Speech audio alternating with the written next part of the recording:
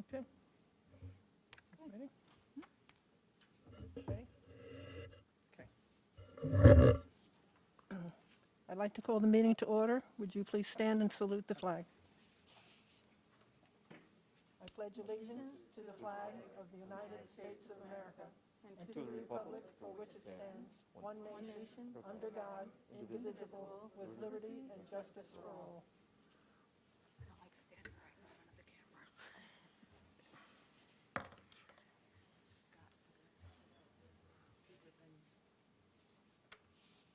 Scott. Oh.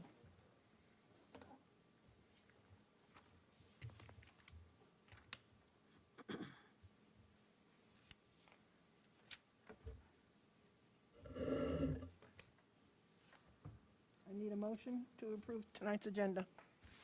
Okay, Duncan and Tracy. Any discussion?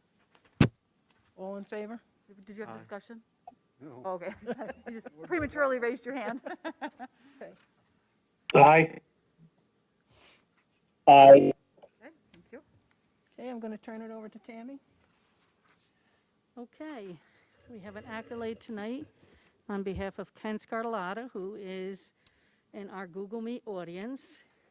And so I'm going to bore Ken again because I'm going to be sharing the same information I shared at a NIAP meeting, but I just think it's important for the community to realize what an asset we have with Ken and that he received this award. So just going to take the few minutes that I was very pleased to hear that Ken had been selected for NIAP's Technician of the Year Award. This coming April will mark his 20th year with the district as our head mechanic. Since I was here when we hired Ken, I can clearly speak to what an asset he is for our district. With his hard work, integrity, and safety focus for both students and drivers, he has earned the respect of all of his colleagues.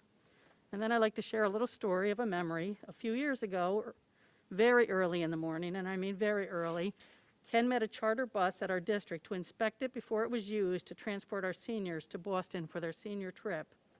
He saw safety concerns and deemed the charter bus unsafe. Not wanting the seniors to be late for their itinerary, Ken took a school bus and transported the students to a location on the thruway to meet another charter bus. After he inspected that bus, our students were allowed to board, and that's just the quality of Ken and how serious he takes the students' safety. Many years ago, we worked on and created a very efficient fleet replacement plan, which has served the district well, that we still use.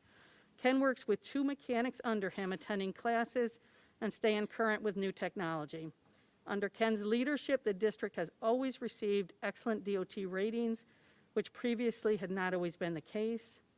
And while I don't want to jinx them, the team is currently in line to receive their 7th 100% rating. This is an amazing milestone, and I recognize that does not happen with a commitment, dedication, organization, and time management. When I handed Ken the plaque last month and thanked him, he was, as always, very humble. So on behalf of the board, I want to thank you, Ken, for the commitment you have for Greenville, your colleagues, and most importantly, our students. Thank you so much. Thank you, Ken.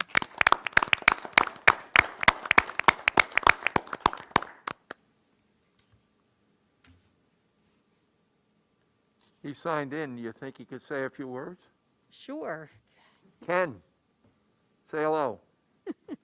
Unmute yourself. There you go. Good evening. Thank you again, Tammy, for the accolades. I really appreciate it. It's been a good run, and I don't think I'm going to give you another 20 years, but we're going to keep on doing what we do, and about all I can say. Thank you, Ken. Thank you. You are appreciated. I just want to say there's a I just want to say there's a comment. keep feeding back. I'm if you sorry. hear this Say again. If I turn my mic on, it's going to feed back. I don't have to with Google. Okay. So Ken, I wanted to know Definitely you're that there's cutting a out. couple of chats that people are congratulating you. Just wanted you to see that in Google Meet. I see Mr. Mahan. Thank you, Mr. Mahan. Thank you. Thank you, everybody. I do appreciate it. It's a team effort between the bus drivers, the administration, and even the school board, because we have to turn the fleet over occasionally. Every 10 years, our replacement plan is a very good working thing, and we're going to visit you in October and November and ask for new buses. It's getting to be that time, but it's a great community to work for, and we take a lot of pride in the buses, the way the buses look. I once got a compliment from a DOT inspector that when he goes past Questar and Hudson, out of 10 buses in line, mine looks the best. So I realized then and there that people are watching, and our buses go all over the place. Syracuse, they go to Camp Oswegatchie, and not only do we want them to perform good, we want them to look good too. So me and the guys really work hard at making them look good. So thank you. Much appreciated. Thank you. Thank you, Thank you. Ken. Thank you.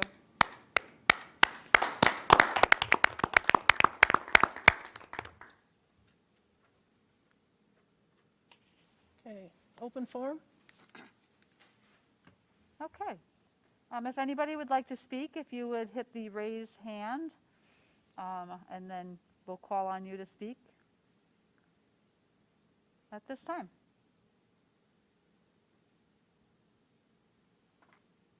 Let me check my email. Nothing? There's one, oh, join. Let me join, yeah.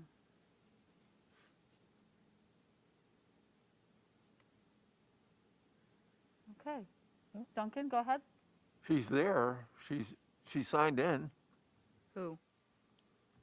Kate. There goes Kate. Go ahead, Kate. Hi, good evening, everyone. How are you?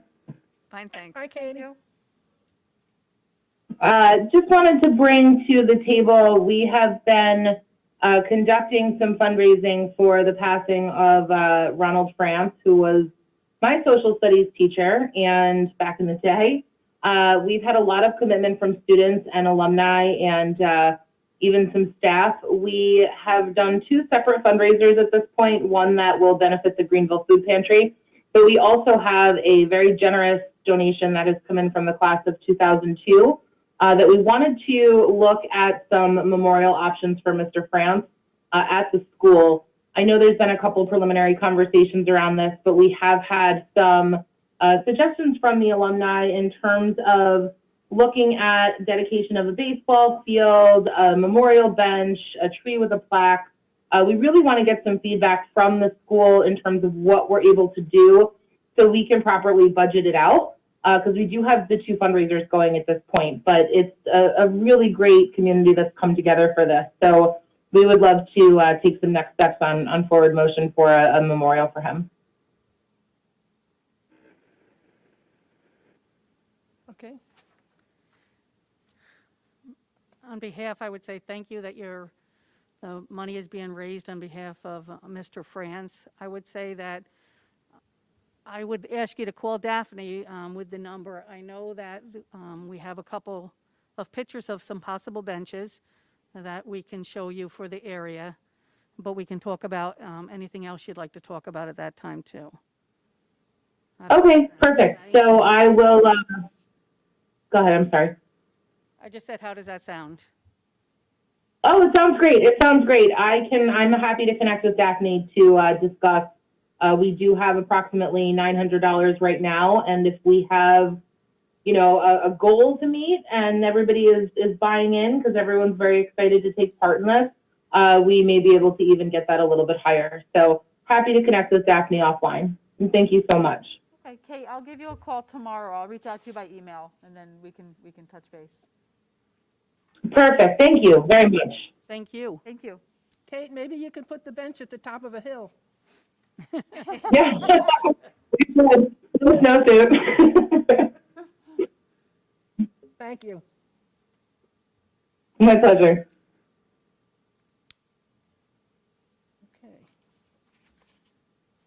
Okay. As an aside, if I may, they are also working with the food pantry, and the food pantry is working with the town. There's a couple of rooms in the area where the food pantry is now that was used by the town. And the town will be meeting this week, I think Wednesday. Is that the normal town board meeting? Anyway, one day this Monday week nights. they're meeting. And hopefully they're going to allow the food pantry to assume that space. And the concept, if that goes through, would be to build out that space, put in some heating. Right now it's not heated, but there's heating. It would be relatively easy to do some heating. They'd do some framing, and then perhaps buy a new refrigeration unit for the fresh produce that they hand out. Right now, that they get that the day before, and sometimes have trouble storing it as where they would like to. We'll see how that works out, but they've raised in excess of $5,000 for that part. That's So, great. That's wonderful. and in talking with people at the food pantry, the likelihood is that if that works out, they will not only do the build out and the purchase of the equipment, but they would put a plaque up naming the room. So, anyway, Very nice. and it just shows the Greenville kids. I mean, Mr. Franz touched a lot of kids. I don't know, well, you guys know, but he lived in Furbush, and when the kids found out, the word went through, and they would go by his house and toot their horns all the time. And if he were out in the yard, he'd be waving at them, and he talked to people about how that made him feel. So the kids came together. They had kids in Hawaii doing a roll down the hill in the Hawaiian sand, and kids in Florida doing the same thing in memory of Mr. Franz. So it was a nice tribute. Very nice. Okay. Building level teams. You want to turn this over to Peter? Or who's going? Nope. Okay, we'll turn it over to Mr. Mahan at this time. Thank you very much. Right now, Mr. H is going to be presenting some slides for all of us to see. And this is the third part in the three-part series that the board has been listening to for the last, now this is the third month. And it's really the culmination of a lot of work. And when I say culmination, I really mean kind of a discussion that takes us to the next steps. The work at the elementary school was done by the elementary building level team, very similar to the work that was done by the middle school and the high school. Before I begin, I just want to say a word of thanks to all of the elementary BLT members, and I'm going to list them by name. We have two parent members, Gina Bolinas and Sarah Mata. Audrey Matat is our support staff member. And then we have 6 teachers and myself, Laura Calvino, Elizabeth Quell, Valerie Capel, Brian Hostash, Margaret Robertson, and Aileen Roth are all of our elementary BLT members and myself. And together we formed the shared decision-making team for the elementary school. And the work that we began this work over the summer, and it was a deep dive into our data, whether it was student achievement data, perceptual data, our demographic data, and then really trying to mine through what are the most important things that we can do that are aligned with the district goals and that are supportive of the CDEP process that Mr. H has been talking to us about. So we want to just take tonight to share with you some of the highlights of that. We have 2 teacher leaders here to talk to some of those items. Both Mrs. Calvino is here and Mrs. Quell is here. And then Mr. Hash and I will take a small portion as well. Okay. Mrs. Calvino? Unmute. Hi, everybody. Thank you for inviting us tonight to share our goals. And just to go over, we each took different parts of this SF plan for our building, and I worked with the ELA group. Our goal is to increase fewer than 50% of students scoring below grade level on the iReady vocabulary and reading comprehension. At the beginning of the year, in September 2020, since we didn't have scores for last year because of the COVID shutdown, we didn't have end of the year scores for last year. So we decided to show increase in skills for this year. So in the September of 2020, we had in most grade levels, around 85% of kids were below grade level with vocabulary and reading comprehension in the iReady. So our goal is that fewer than 50% will be at that level in the June iReady. So what do we think are root causes? We think gaps in ELA skills definitely are they're accentuated by the time that we spent outside of school in March through June. And then on top of that, the regular summer slides. So we knew that that COVID had a lot to do with some gaps in our ELA skills coming in September. In the past, we've had inconsistent use of our Tier 1 reading and writing programs, in that there were different programs happening and not with fidelity, that we haven't had not adequate time provided to focus on implementing the consistent reading and writing program, and insufficient time for special ed and general ed and AIS to collaborate on program effectiveness and reflect. We know that we feel like our students don't view themselves as readers and writers, and that they see it as a job that they do in school and not as who they are as a person.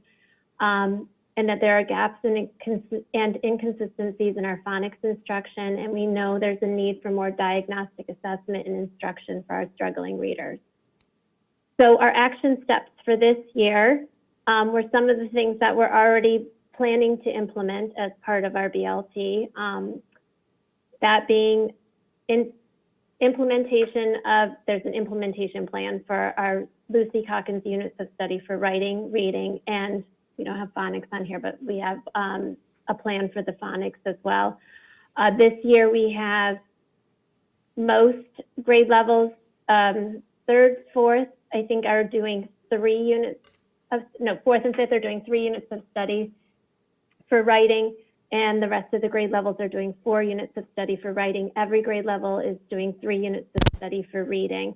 So that is the first time that all grade levels are doing those units of study for reading. And we have kindergarten rolling out the phonics unit of study this year. We have put in time, thank you to the school for giving us some time to reflect and refine implementation of the workshop model, and that was done in January, and we're hoping to get more time to be able to do that. We would like to see, and we've asked teachers since the beginning of the year to do a read aloud every day for at least 20 minutes at a listening level of 2 grades or above the student's current reading level, and that is to improve their vocabulary. Let's see what else, sorry. Oh, okay, and we also, from that, we wanted to have the teams compile a list of interactive read-alouds that they are doing at a grade level so that they're not repeated year after year, and that we see that there's a breadth of genres that are being introduced to students each year. And some of that work will go into the summer. Some other things that we are doing are asking teachers to reflect on their higher order questioning, and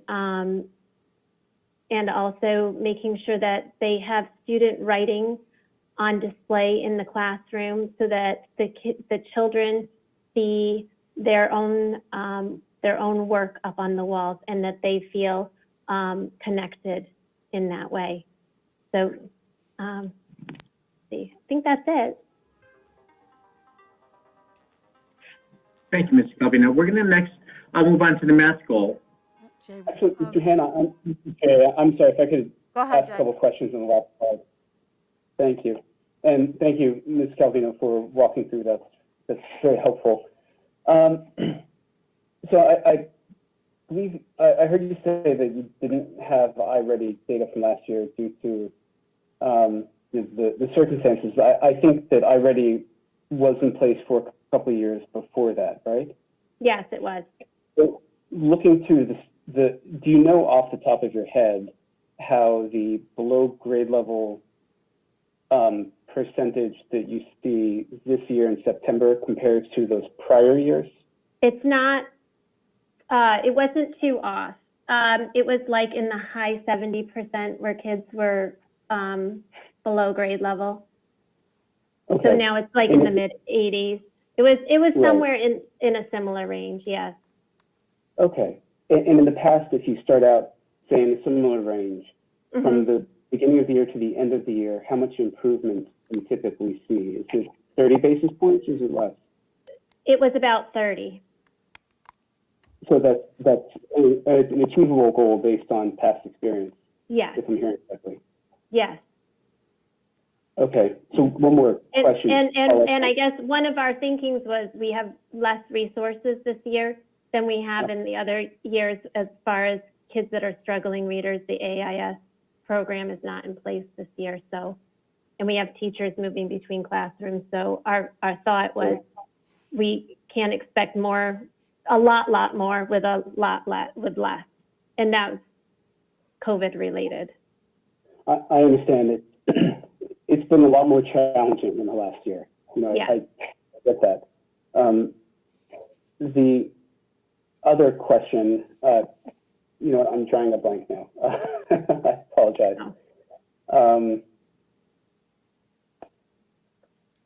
You know, I have one for this, but I think they're more general, so I'll save them to the end. Okay. Or to later in the presentation. Thank you. One thing I would like to point on before we continue on is that a lot of the work that the BLT did is actually we're thinking of this as a multi-year goal, and our goal isn't just 50%, but that's where a benchmark that we're creating for this year. What we're really looking for is, as we've been looking at our own data over the last few years, we certainly see areas where we can improve, and we do understand some of the root causes, but we also feel like the curriculum adjustments and the instructional adjustments that we've been making are targeting these pieces that precedes the beginning of COVID and continues through this year, and it will go into next year as well.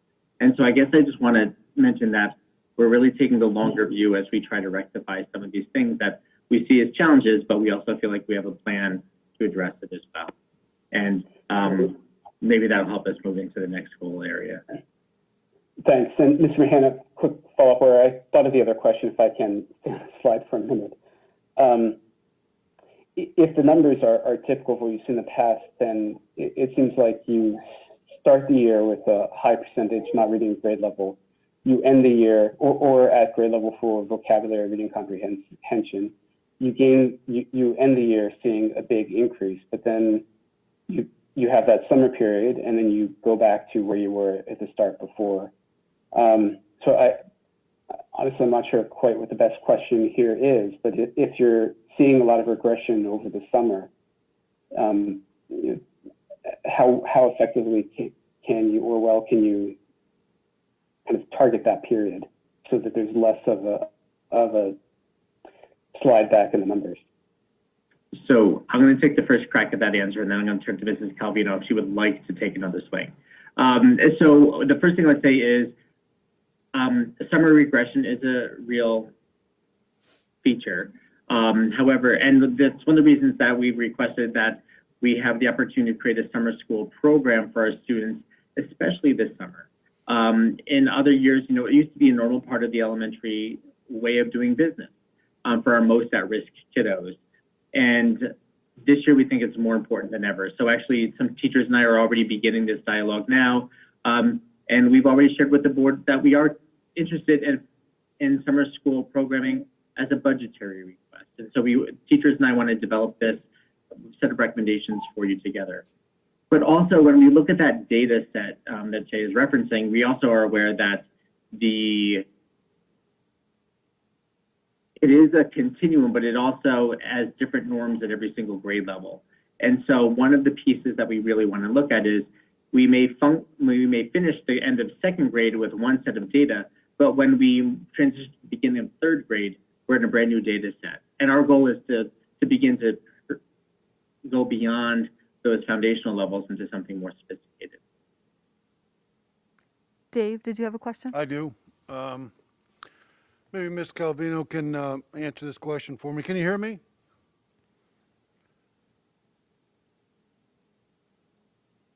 Maybe not.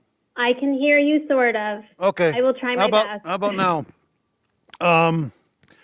In your areas of theories or hypotheses, I could read the whole thing, but number 4, where it talks about teachers are struggling to have adequate focus, I need you to expand on that, and where the plan addresses that. What is the plan to deal with an inadequate focus on implementing what we currently are addressing or offering? So the inadequate focus, I think I'm hearing a feedback, but the inadequate focus is related to that we have so many programs going on, and we still had a bit of the old reading program happening and the new reading program, and then we have all these different pockets of other things, and we are working towards implementing just the units of study for writing and reading and phonics, and 2, we are looking at what have we traditionally held on to that we can now get rid of as a result of having the units of study, because there are so many things that are incorporated in that were pieces that people were kind of holding on to before. So that is, those are what we are working on doing there. Does that answer your question? Yeah. Thank you. Okay. You're welcome.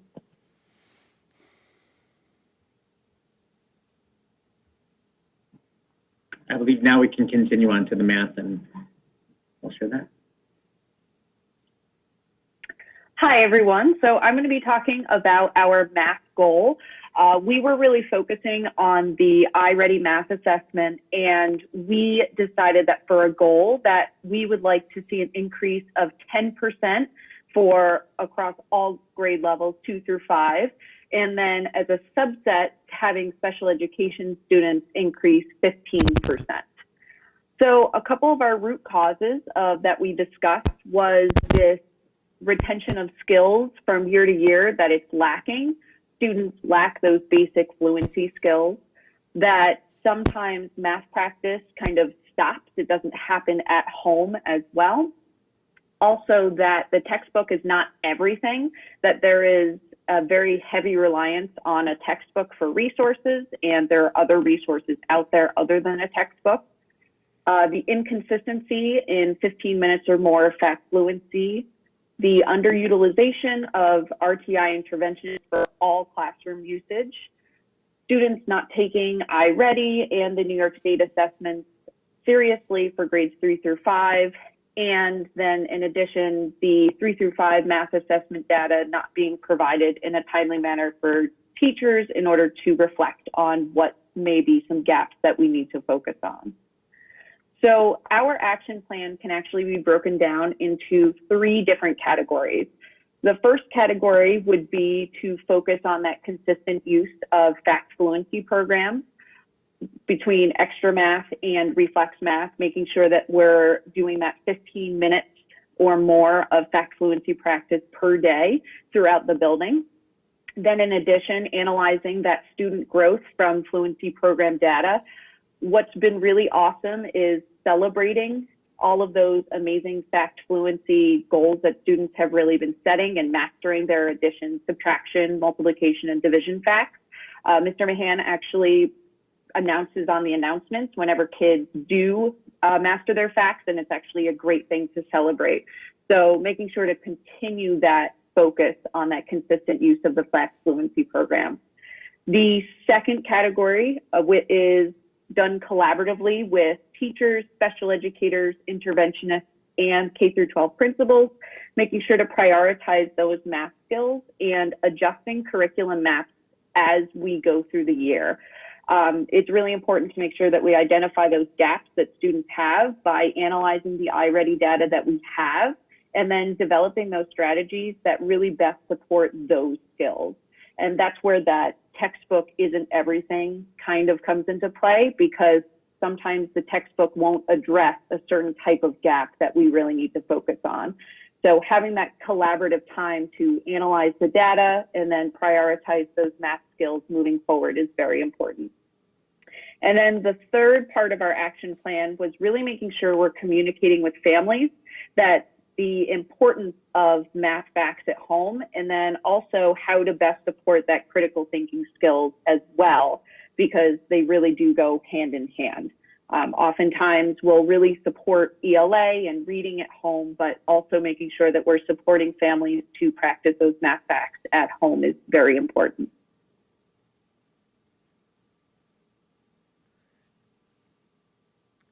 Go ahead, Before I Jay. continue, any questions? Jay? Yes, thank you. Similar question to the ELA slide. Let's see, the data that were provided for September results and the end of the year goal, how does that compare to past years' iReady evaluations? Meaning, are the September data that you see now consistent with past years? And the target you set for improvement, is that consistent with the improvement that you've seen in past years? It is very similar. We have pretty been consistency with typical growth of about 27% on grade level, and we're looking to improve that by 10% and get it to 37% by the end of the year of typical growth. Okay, and for the typical growth, and I guess this would apply to math or ELA, for the percentage you see where there's improvement, is there any way to break that number down more granularly to see if there's a subgroup where most of the progress is lumped, if you will, in one subgroup versus the others? Yes, there is. So the math iReady is actually broken down into 4 different categories of overarching math topics.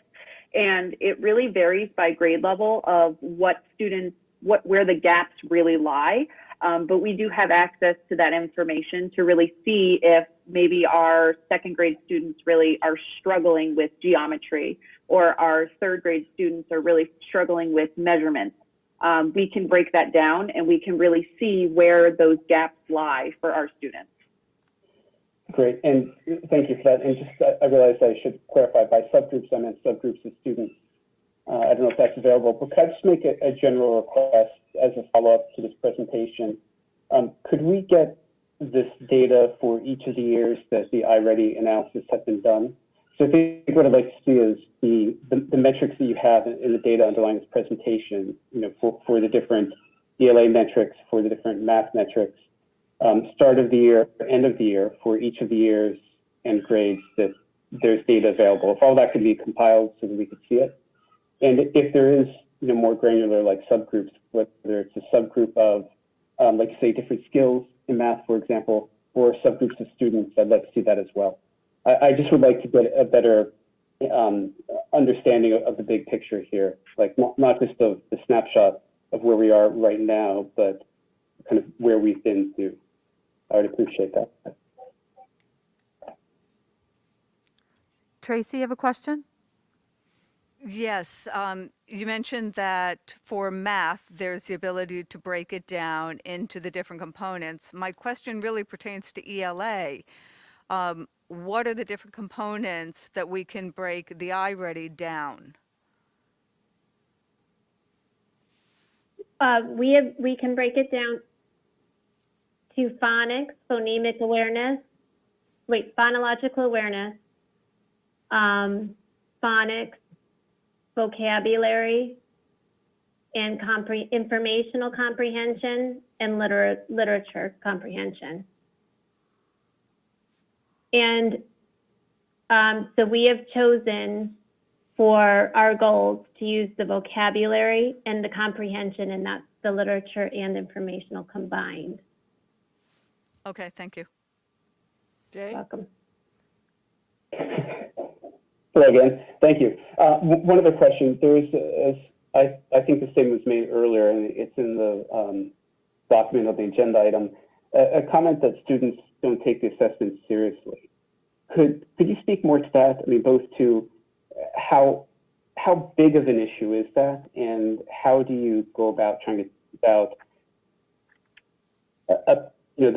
from the data, how much of it is real versus students just not taking it seriously? So I think what we really were focusing on is we have really pushed to make sure that I know that every time we do an iReady assessment, Dan sends out an email reminding us of what are good test taking practices for the iReady to really do their best. And similarly to that, we really do that around state testing as well. I think it really depends on grade level, but I know that for third graders, they oftentimes don't quite, they understand what they're doing, but then at the same time, they're also like, this is my first time doing it. And they get kind of overwhelmed because it's their first year taking the New York State assessment.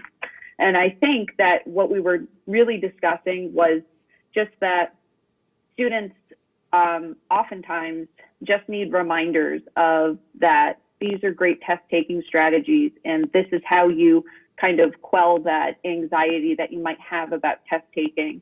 And I'm not entirely, I wouldn't, maybe we should have changed it not to taking it seriously, but maybe kind of downgrading that anxiety that they have and really giving them better strategies on how to really do their best, even though that they feel a little anxious when they do take tests. And Jay, this is Dan. I think Elizabeth nailed it on a lot of the points. The other thing that we get are flags for our students rushing. So we'll get probably about a dozen to 2 dozen rush flags, and we're able to reset the test, and teachers are able to talk to those students to retake. A lot of times what we have to think at the elementary school, especially in those grades 2 and 3, and actually honestly all the way through, is it's a longer test. You know, this is about a half an hour, and if a student's actually doing well, it can take them a lot longer to get through. So it's a lot of time to be asking a student to sit there and take this test, and towards the end, they can look at their progress. If they see they're towards the end, this is anecdotal data, but some of those kids might be just saying, I see I'm at 90% done. If I click twice, I'm done with this thing. It's very possible. And I think at the elementary school, students are definitely much better at, my teacher asked me to do something and I'm going to do it, and I'm going to try on this. But those conversations we're really starting to work on, and I'll definitely credit all the elementary school teachers for talking to their students about retaking when they see a rush flag, talking to them about why it's important for them to retake. And I'll also credit the middle school teachers who've really started to develop different types of data chats and how they talk to students, which is great information that we can share with elementary school, and vice versa. You know, the great techniques and strategies that the elementary school develops can pass onward as well. So it's a work in progress, but really kind of continuing those conversations about data and why it's important. Great, that all makes sense. I'm glad to hear that. And I actually, so I mean, to your point that maybe we should have a different choice of words, I actually have heard anecdotally that some students may just not literally take it seriously, just don't see the importance of it, don't think there's a need to really try. So literally not taking it seriously. I have no idea if that's one here or there over the years, or if it's dozens. So that's what I thought the comment was getting at, and I was curious to hear about.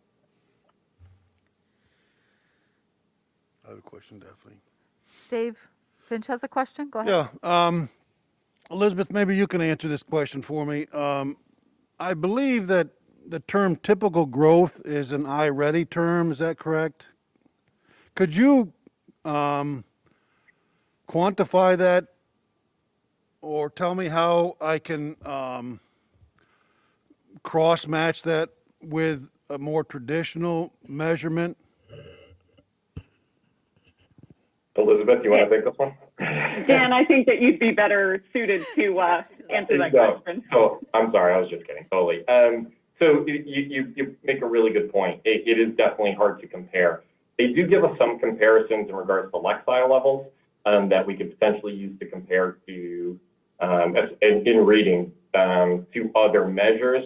Typical growth is basically from this large number of students that they've had take the iReady test, and lots and lots of students are taking this thing. They're able to see where a student starts and where they end, regardless of what grade they're on, but specifically where they start, the number score that they get where they start. they're looking for the amount of growth that any kid who would start at that number would grow within a typical school year. So it's not, they kind of remove the grade level piece. They remove a lot of factors that we normally think of. Are they on grade level? Did they master these grade level skills? Well, they're really looking at the typical growth. Where did the kids start? And based on that specific point, regardless of grade level, where they have seen other kids grow, the typical amount of growth of students that start in that spot would end up by the end of the year.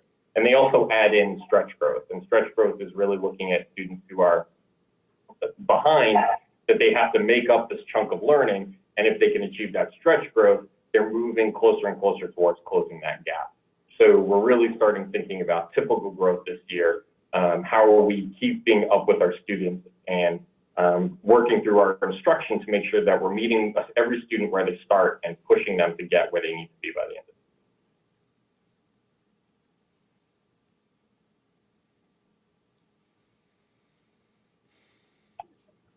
Hey, it's Ray. Just want to pipe in here. The one thing I don't understand is, like, what's the motivation for these kids? Honestly, where's the motivation?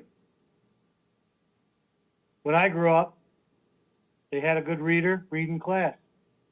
I wanted to be that good reader. So I listened and I broke it down. And I wanted to achieve. Is that happening now? I'll start first.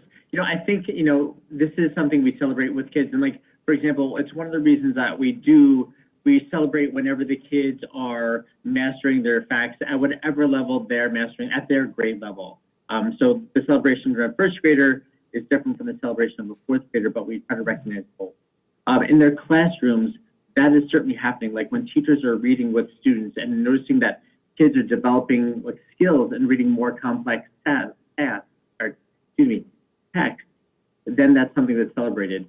Today at our faculty meeting, we talked about the importance of celebrating their writing so that in our class, in every single classroom, as kids are kind of reaching new milestones as writers, we're celebrating that in their classrooms. And it looks, again, different that in the primary grades and intermediate, but we're trying to make sure that they're recognizing that. Does that always carry over to them wanting to do their best on some of these larger computer-based assessments? Not necessarily, but there's still the good tool that we have. Now, I will say the kids are very interested in showing off their fact fluency, and that is a computer-based measure.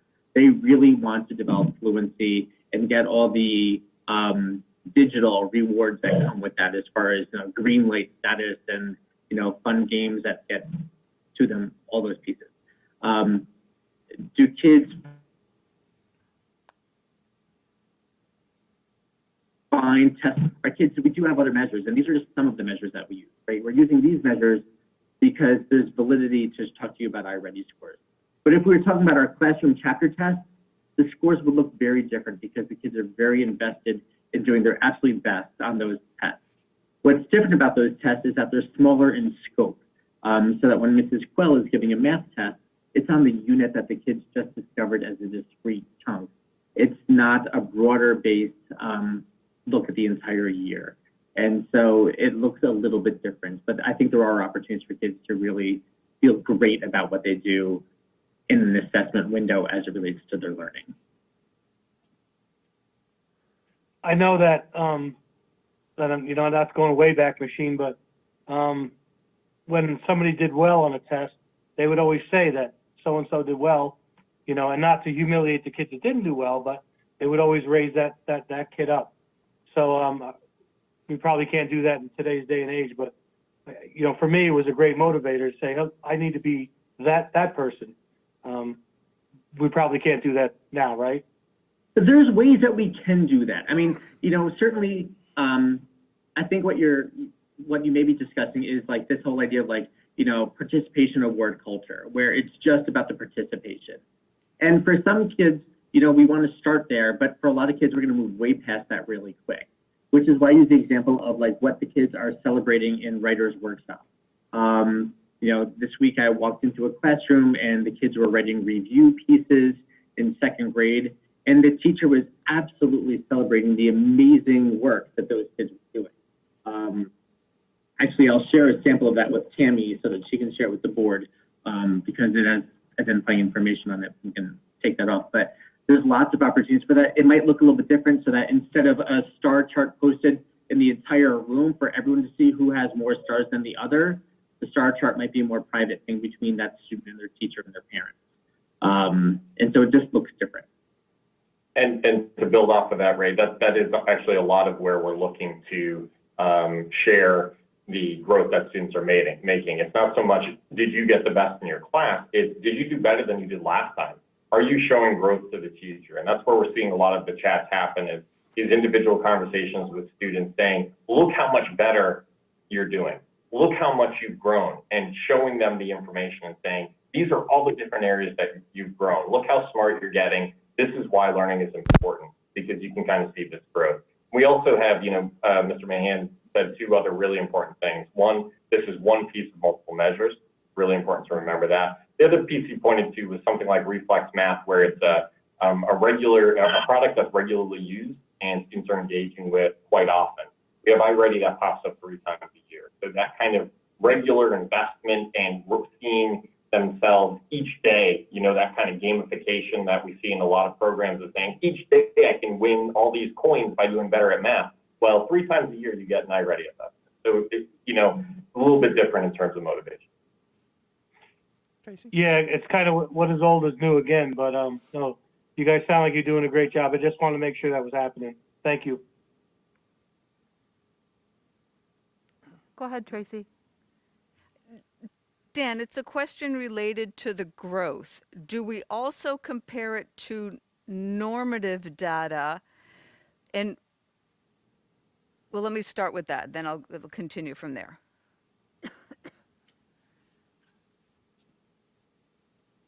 The answer is yes. Dan, do you want to jump in with anything more, or? No, unless there's something more specific. We do, yeah. Okay, because I guess for me, it's wonderful if a student is showing growth, and let's say they're showing 30% growth. However, normative data for the student of that age is 50% growth. So in fact, the student is behind. And we have to be very careful that in celebrating the growth, and it's a wonderful achievement, that we're not creating a Matthew effect whereby those that continue to grow and are proficient on grade level versus the people that are growing but are growing at a rate slower than where they're supposed to, they will never catch up. So we have to be really cautious there. Right. And so we recognize both of those. And so, for example, our report cards for our students, as we're talking about their growth compared to their own progress, that's one way we evaluate it. But we also are always evaluating them against the New York State standards. And so that other piece comes into play both on report cards and on their chapter tests and all the other areas. And so one of the things we've been able to do in the last 2 years is not only make sure that we're giving the same tests across the grade level, and I'm talking about classroom tests now, that if you're a 4th grader, everyone is taking this test as they go through 4th grade. And I'll speak to math, that they're going to take all these units. But we're making sure that every teacher is interpreting those scores in a consistent manner. And so that the benchmark is the same, so we're communicating with every family and every student about their progress in a consistent manner, not just in comparison to themselves, but in comparison to standards as well. Okay, thank you.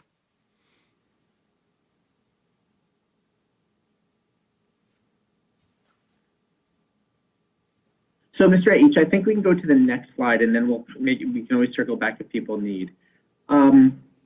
So at the beginning of the presentation, we talked a little bit about that we use achievement data from multiple sources, that we use perceptual data, and that we use demographic data.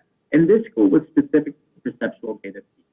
That every year we ask parents and students and teachers and our whole school community to do a perceptual survey. And that has questions on it that they respond, 1 to 5 type responses, but they also have responses where they can just open field, what would you like us to know about what are we doing well and what could we work on? And so this area addresses that particular set of data. And when, as a school, what we saw is when we had 178 different parent responses regarding our school, and either things that were going well or things that we could do differently.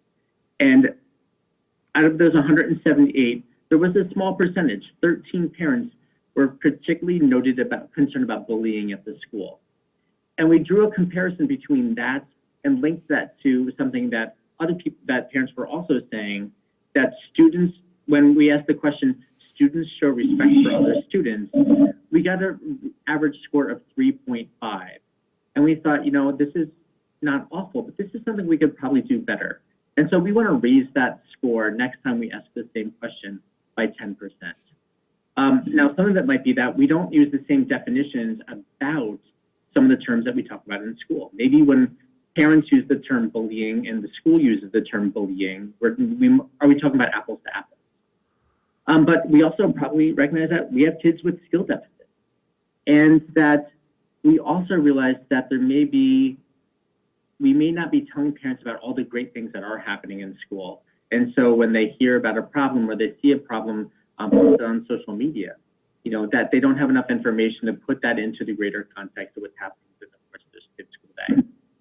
So some of our actions are, that we really want to continue to adjust our anti-bullying program. And now I know you all know that because we've been working as a No Place for Hate school. We were recognized last year. This is something we're taking seriously.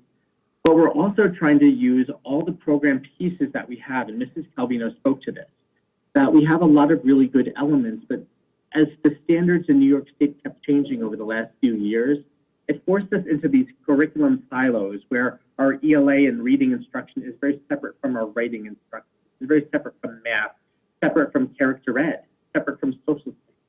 And we want to start looking for ways to link those things back together.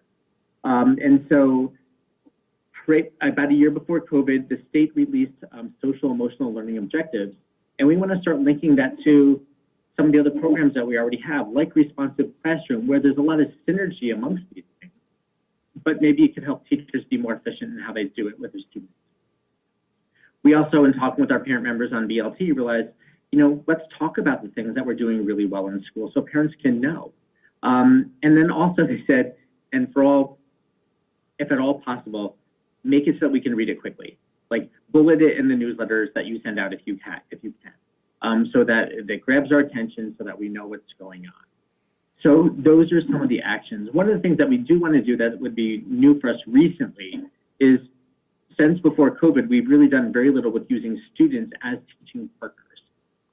We were trying to do this in our student assemblies when we were having live student assemblies based on bullying and all the roles that kids can play to be, good helpers at school. But we haven't done that since COVID. That's something we need to come back to so it doesn't fall out of our bag of tricks to support students in this area. And then also, we just need to make sure that we're really getting lots of feedback on this, not just on surveys, but as we go through the year so that we can communicate better.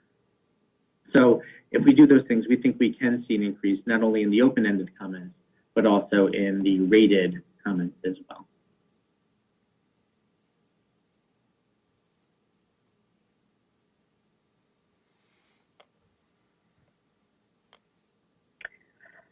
So the social emotional learning piece, this is actually based on the perception survey results from the faculty that was given last year. The average response score during that was about 3.53, where teachers were familiar with the New York State social emotional standards at their specific instructional level. And our end of the year goal for this is to increase that average response score to a 4.0 or higher. So some of the root causes that we had discussed about this piece was that ELA and math really have taken precedence, so that the social emotional standards have not really been fully communicated to all teachers, that there has been limited professional development on the implementation of these social emotional practices, and just in general, teachers feeling overwhelmed by all the curriculum. So this can also be broken down into kind of 3 categories of action steps. The first one is actually being administered this week in our school, which is that teachers are administrating a student screener in grades 3 through 5. And once that screener has gone through, the screener is basically going to ask students about their own social emotional learning and kind of gauge how they feel they are as far as social emotional learning. And once that screener has been complete, then the PPS and principal are going to make sure to analyze that data in order to start making those programming recommendations. The second action step is really posting those social emotional skill lists in classrooms so that it's a visual reminder to students that these are things that we are working on as social emotional learners. Then the third piece would really be dependent on that screener result as well, but figuring out ways to really integrate those social emotional resources to establish strategies that will allow lessons to be incorporated into that core curriculum. So not adding one more thing, but really focusing on how we can really make it part of the ELA and math curriculum already. Really focusing on that, bringing back that responsive classroom and that zones of regulation language that we had already started, and really pushing forward to make sure that's still being practiced in our classrooms. I did talk to Melissa Sanison, and she actually wanted to share one super awesome thing that she's really looking forward to come out of this 3 through 5 screener that we're implementing right now. And she's really excited because over the summer, she really wants to be able to review that screener data with her and the school psychologist, and be able to provide families with literature and future coffee hours and videos so that we can best support students at home as well as in school with their social emotional learning. That kind of goes back to what Pete was saying about making sure that parents really understand what it is that we're trying to reinforce at school, but also how can parents focus on these high need areas that all of our students really need.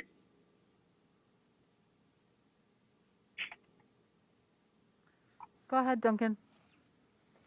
What or who, or I guess I'm going to say what credentials does the screener have? Is it one of our faculty? Is it somebody from Questar?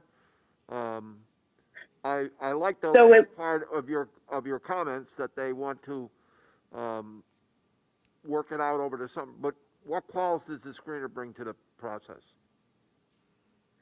So the screener was actually created by our school psychologists and counselors.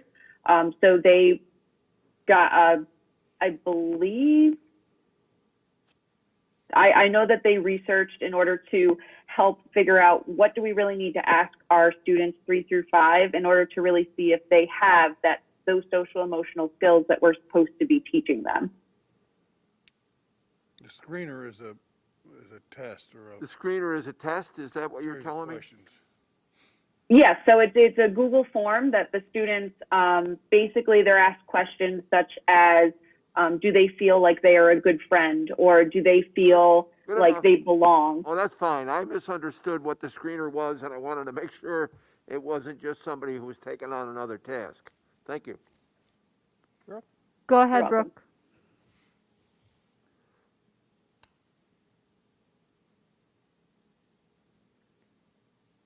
Go ahead, Brooke. Oh, sorry, I didn't hear. I just wanted to elaborate a little bit on the screener question, since I have been working with the PPS group to develop this screener, as well as Jennifer Bachant from Building Better Futures. The screener was developed based on the SEL standards that were put forth through the State Education Department. So each question is aligned with those standards. Therefore, when the students answer those questions, we're able to gather the data on what skill level that they need to achieve according to those specific standards. Works for me. Thank you. You're welcome. I just wanted to just clarify that a little bit, because we've been working on that for the past couple months with the PPS I was group. entirely in left field. I thought when you talked about a screener, to me, that was an individual who would be interviewing each of the students. And that I don't know that it concerned me as much as I didn't understand how it would be, how effective it would be. I understand what you're doing now. Thank you. Okay, you're welcome.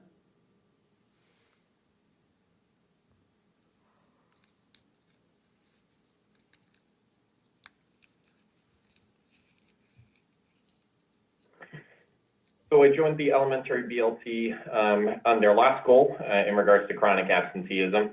The goal itself was derived from some of our ESSA data, and the goal being to reduce our chronic absenteeism rates from 14.4 to 14.2%. The BLT researched some root causes and worked together to develop some root causes potentially linked to the chronic absenteeism numbers. Those include lacking a school connection, our ability to systematically explore the reason behind the absence and the root cause of that absence, lack of interventions targeting chronically absent students, really doing things different in a proactive way when we know a student has a history of being chronically absent, and really kind of supporting them from the start of the year all the way through. And finally, thinking about the link between absenteeism and trauma and anxiety, and looking for some interventions that are specifically designed to target those needs that students have, because we know that some of those needs are much different than some of the other barriers that students face when not being able to get to school. So I joined the BLT to talk about some different action steps. Continuing our weekly meetings focused on attendance. This is a weekly meeting we have at the elementary office, including a variety of stakeholders, looking at each student who has progressed to the next step in our attendance policy, looking for next steps that we have to take in terms of the process, but also in different ways that we can help support that student and family. Making sure that we're sharing the attendance process with all of our classroom teachers. You know, something that we get in the groove with, and sometimes we forget to make sure that we're explaining it and reminding people of how we work through this attendance process, as well as making sure that they're informed when a student has moved up and getting another letter based on our attendance process, making sure that the teacher is a partner as we're working to communicate with families. Thinking about different recognition ideas. We heard some great recognition that was happening with our math facts, you know, over the announcements, and we've seen what a great support that is for students when they hear their names being called for their positive work, and thinking about how we can use that for attendance as well. Thinking about how we can use our high schoolers, especially those in our child development classes or our seniors who are working on some service hours, really thinking about how can we get them in touch with some of our at-risk students, because sometimes we realize that students are better supported by other students, and that they might respond better to working with peers. And finally, is thinking about how we can utilize our PBS staff for thinking about what are those issues behind anxiety and trauma, and how we can use specially designed interventions to support this. Okay. Go ahead, Jay. Thanks. Excuse me. Thanks for Josh. So I actually have a couple of questions just going to the goal. If you could remind me and everyone what how chronic absenteeism is defined, first of all. Sure. I'm sorry, start there. I'll pause. Yes, no, that's okay. The state defines it as a student missing 10% or more of the school year. Okay. And the next question, if it's at 14.4%, percentage of what? Is it percentage of students at the high school level, middle, elementary, K to 12? So I'll start answering that question, and Mr. Hilgendorf, our ESSA champion, feel free to support me, but that is, should be students in grades K through 5, absenteeism. He can probably have the exact year that information was taken from. Oh, right, I realized I lost track of the fact this is the elementary school plan, sorry. Ask me if it goes beyond 5th grade, okay. And then the last question is, you're going from 14.4% to 14.2. In real terms, what does that mean?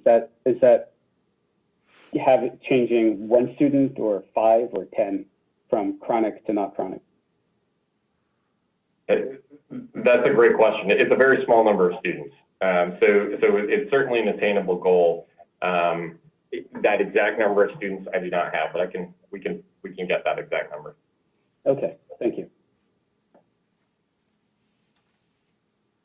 Yeah, I'd like to add to Jay's comments, because I think he's going in the same direction I am. I don't see a 0.2% much of a goal. A goal, I would see a number of maybe going to 10%, and it may be a stretch since we really don't know the numbers, but 0.2% a very small number of people that would be classified as chronic absenteeism doesn't seem like much of a goal to me. This is one of those areas where, because it is now March and a lot of the days, we've already been in school for 100 days of school. This plan was developed for basically the final few months of the school year. If you were looking at this to be a full year plan, we would have made that number much different. We were trying to be conservative just because it's really March, April, May, June. But your point is well taken. What will the goal be for 21, 22 then? Have any idea? Or give me an example of what a goal might be. So I can add a little context too. So the number of 14.4 actually comes from our 18-19 ESSA data, which is the last year the state provided that data for attendance. So that comes out of our ESSA report. The 14.2 is Greenville Elementary's chronic absenteeism rate is better than across the state. So our expectation to improve is lower in that area. That's why that number from the ESSA numbers looks small. 14.4 to 14.2 still maintains us in an acceptable ESSA range. Can we certainly do more than that? Yes. To speak to what Dan and Pete were talking about, the other piece that we were looking at locally as we worked on that specific number was, for this current year, what does the attendance rate look like? That's a little wonky to begin with because of COVID and knowing that attendance is going to be affected in a different way this year. When we looked at September to December for chronic absenteeism at the elementary school, the numbers were actually higher than they had been in recent years. So we wanted to make sure that 14.2 compared to 14.4 doesn't seem like a stretch or that high of a goal or that hard of a goal.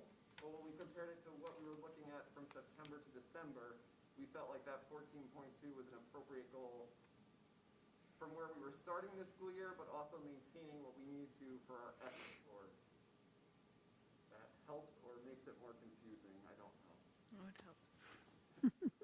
Some of this gets challenged. You muddied the waters, Todd. Because of the ESSA data that's kind of at this point outdated, the targets that are set by the state for individual schools and across the state, and then the current school year of COVID and the complications that adds, trying to be realistic, but also set goals for ourselves.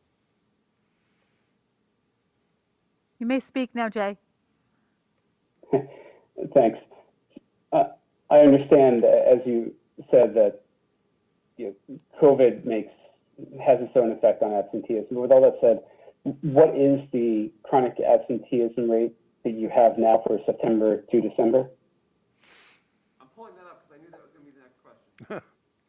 I can look it up. Okay, thanks. And if you could also, I'm not sure if you literally look it up like tonight or not, but I think,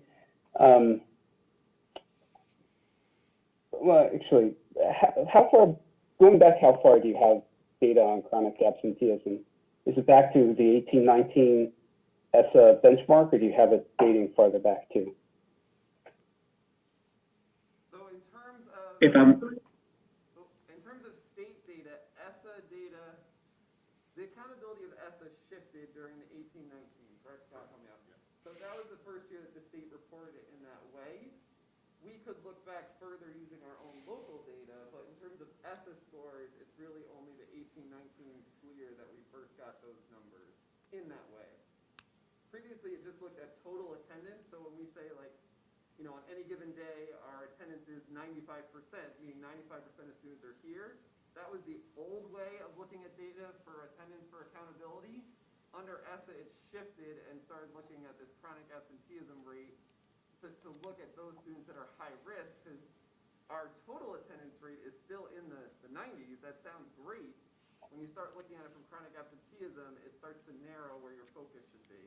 So all that to say, we have ESSA numbers only for the past couple of years, but we could go back further in time just using local data to get an estimate of what that chronic absenteeism rate was previously. Right, and to be clear, I'm not asking you to do that work. I think you guys have enough on your plate. One question, though, again, understanding that it may be skewed by COVID, I don't remember if you said what the chronic absenteeism rate was for the 19-20 year. 1920 school year, we don't have good attendance data because from March on, we had school closure and emergency learning. We have Right. Chronic absenteeism rate, just looking at the percentage of time from September through, well, up until the March closure, we could look at it from that standpoint. Again, we can look at, get all those numbers specifically. Sure. If you could do the September to March to the closure, again, I understand the caveats that apply to it. If you could follow up with that, I'd appreciate that. Thank you. I have one more question, and I want to address it to Mr. Hash and Mr. Mahan, but I promise it'll be my last question. In some of your data on your plan, or some of your points on your plan, you mentioned that the 3 through 5 assessments were and they are. The data is late in providing information to parents. It's actually so late that it's probably difficult to schedule services, maybe even. And then combined with that, the students' attitude toward testing, and then their participation in the tests, and then their absenteeism. I'm wondering if you can tell me, when do we engage the parents? When do we go over?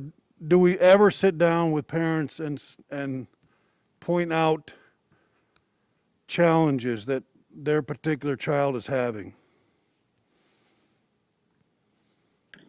So that's actually a really excellent question. A couple things. First of all, as far as the data being in real time versus delayed and all that, the biggest delay is with the state assessment. We are expecting that we'll have the state assessments this year, and we're expecting they'll look different than what we've ever had before, and we are expecting that will also be delayed in our research. So we know all of those things will continue to be true of the state data. That's one of the advantages of layering into that the iReady data, because that we get that data back in real time. And so, for example, last month we gave the ELA and the mathematics assessments to iReady, and we could take that and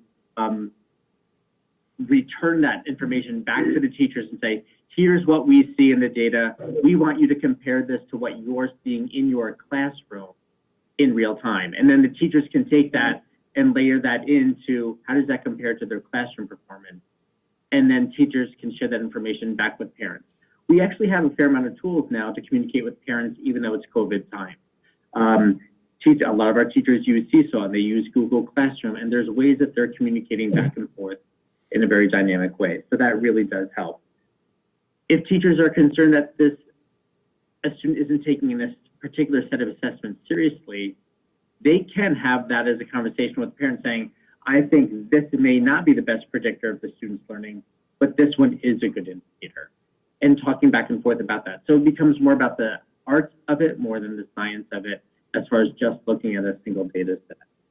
So I think those things are still possible and very doable right now, and not necessarily compromised by the fact that we're in COVID. If Elizabeth or Laura want to address that or reshape that in any way.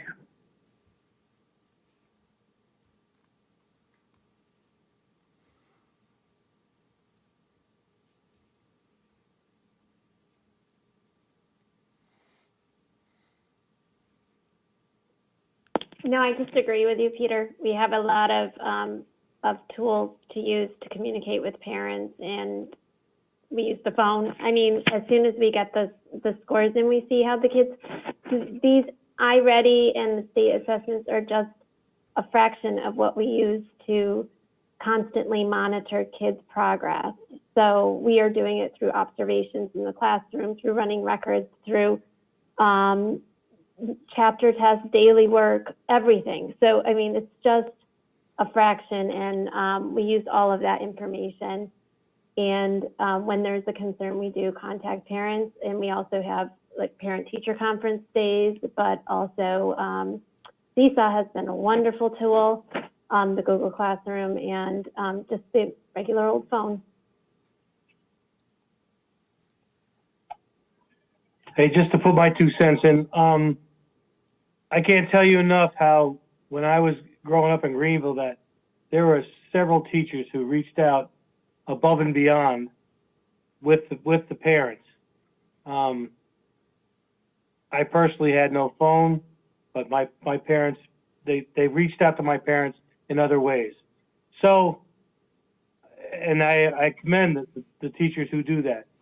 But what is the motivation for a kid today to say, you know, I want to achieve? What's the carrot that we're waving? What's going on? Because that's what I'm worried about. Because, you know, these kids and most adults will take the path of least resistance. So, I mean, what are we doing to motivate the kid? That's really what I'm concerned with.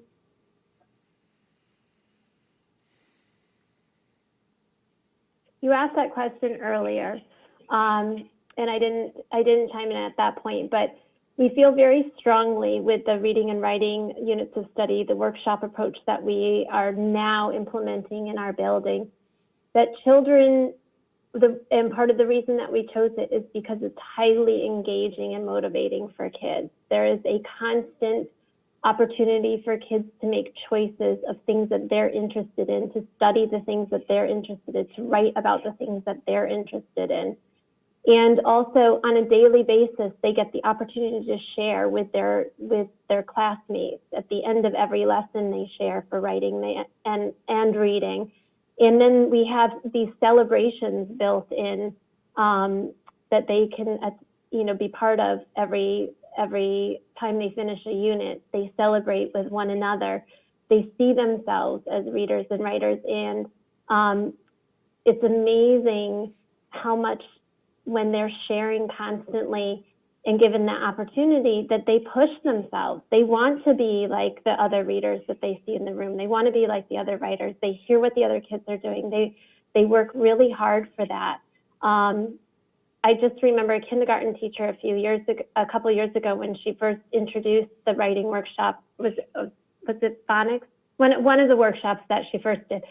She was like, it was just like fire caught on these kids, and I've never seen kids at mid-year like this push themselves so hard in kindergarten, and they're achieving so much more. So we really feel strongly about this program that we are providing to kids now, that carrot is really there for them, and it's a real meaningful carrot. Good, thanks again. I didn't mean to reiterate my first question, but in today's world, it's just, you wonder what gets a kid out of bed and wants them to learn, really, with everything that's going on. So, but I do appreciate it, and teachers are the key. Thank you very much.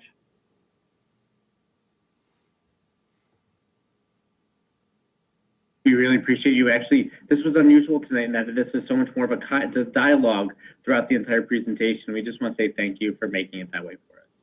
We appreciate it. Mr. Mahan, I'd like to thank you. I mean, if I could jump in now, thank you, and especially Mrs. Quell and Mrs. Calvino.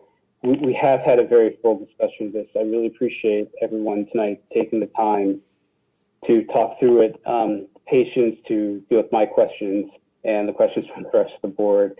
I think this is an important discussion, and I do appreciate everyone's time and attention to it tonight. So thank you. Thank you. Again, thank you, Mrs. Calvino and Mrs. Quell, and all the other BLT members who have logged in. Thank you very much.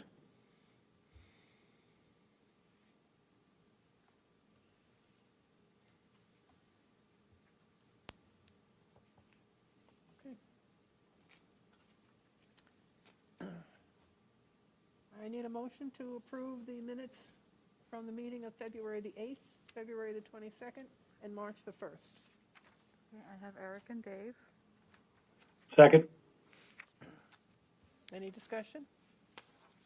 All in favor? Aye. Aye. Aye. Aye.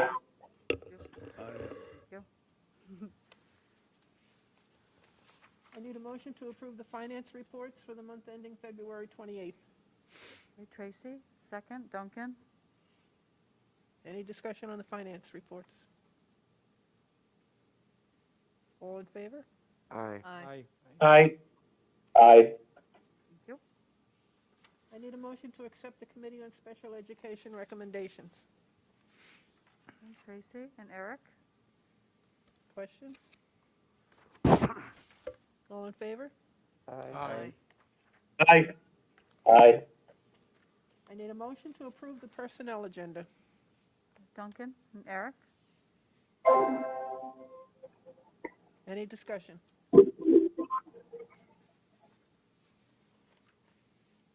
No? All in favor? Aye. Aye. Aye. I just want to, there's 2 action items. I want to thank Jay Henry, who is retiring, and Matt Ward, who's leaving. Jay's leaving April 2nd, so if anyone sees him around campus. And Matt is June 30th. I want to thank them for the years that they have given Greenville and all of the work they have completed on behalf of our students. Yes. Thank you. Did you get everybody? I did. Okay, no. I need a motion to accept the resolution dated March 8th at the Board of Education adopting the proposed public employer health emergency plan.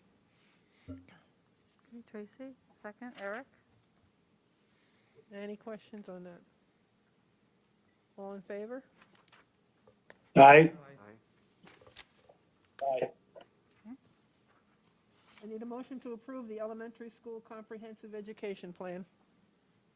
Okay, Eric, second. Tracy? And we've discussed it, so all in favor?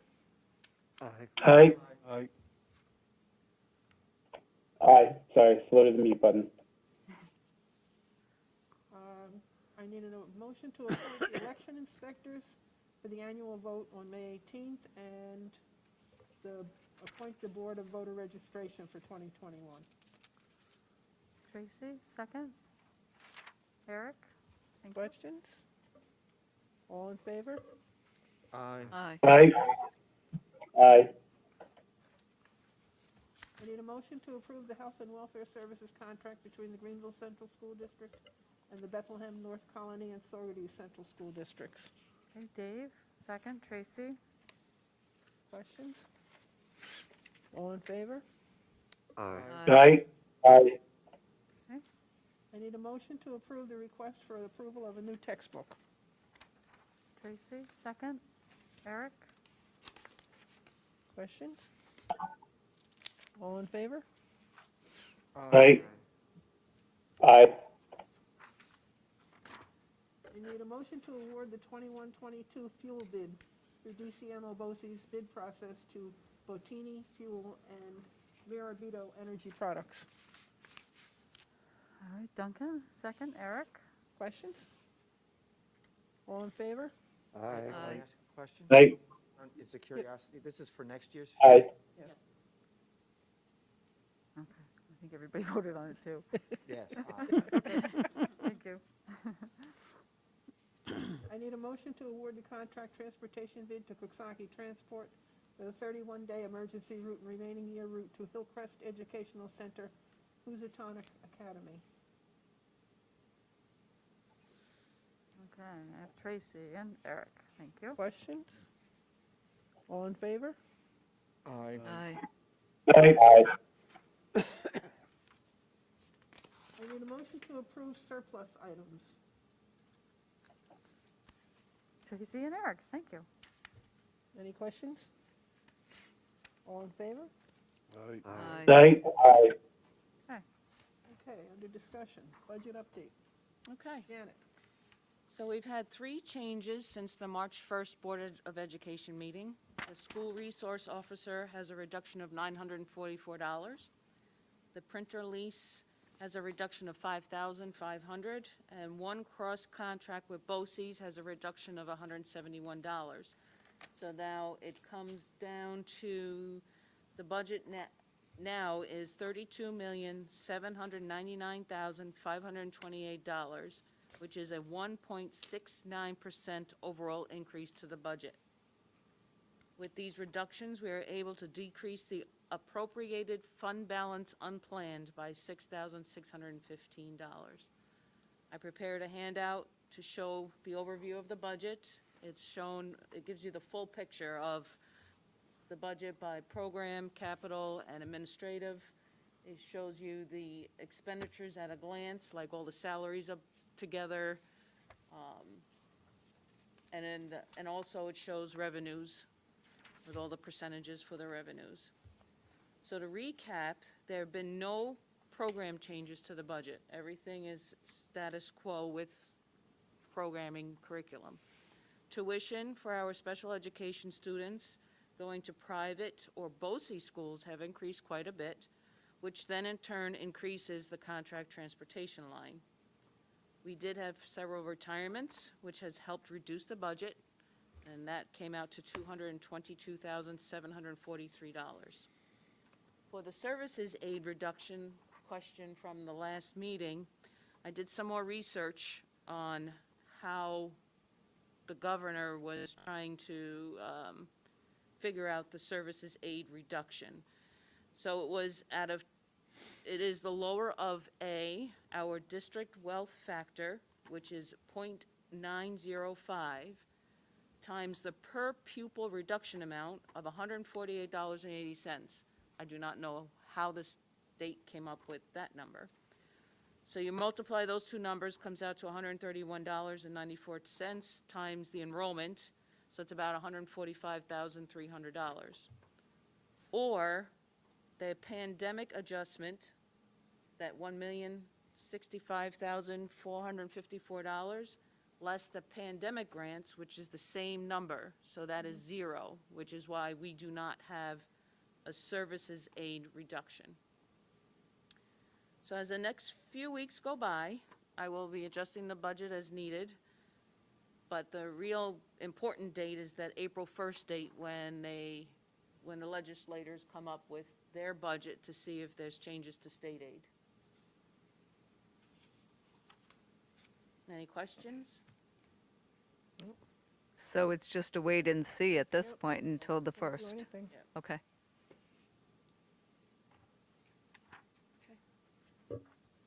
Okay. Thank you, Janet. Reminder, the Questar 3 annual meeting is April 14th. If anyone's interested, you have to let Daphne know, right? Yeah, I can share the link. Okay. Also, board leadership development is March 20th. That's a reminder. Now, we also had the second reading of the update to policy 6372, data security and privacy policy. Do these individually? They're not action Well, items. I mean, we can right? probably just, yeah, they're not action items. There's quite a few of them listed, and if anybody has any Well, you want me to questions read them or off we can- individually and see if there's any? Good. Okay, so then it was also second reading for policy number 6120, sexual harassment policy. Jump in if there are any questions as I'm reading these. Duncan? I read somewhere that the governor has changed the nominations, the number of Can you Yeah. give us a recap off the Oh, top of for- your head? If Yeah, not, I'm that's it. sorry. Normally, it's 2% of the number of voters from the previous election or a minimum of 25. Right. We did have a larger turnout last year, which would have increased it to, I think I actually did it the other day, and it would have been 125 or something like that. So now it's down to, for this 50, year, right? only 25. Yeah. So an interested board candidate would need to only get 25 signatures to, Same as it's been? yeah, Okay. because we normally only have like Say again? 5, and so we normally only have like 5 to 700 people Right. voting. Right. Tracy? I had a question on policy 1120, the board development policy. So I don't know, are we going through it individually? I was a little confused. Oh, but they didn't get to that one yet. Okay. We can It's do- the third one. Okay. Board policy development? Sure, go ahead. So on that, in reading through it, the numbering that we're using is not following the NISBA numbering. So like if you go to the index policy on NISBA, then it's a different numbering. So one of the things that, for example, the sexual harassment on NISBA says it's listed as 0110, but we're numbering it as 6120.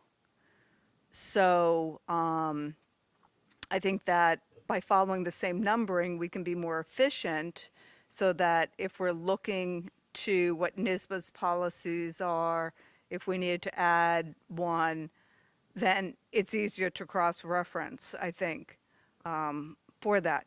So I don't know if I need to make a motion to make a change to this policy so that we follow NISBA's numbering and just kind of are consistent.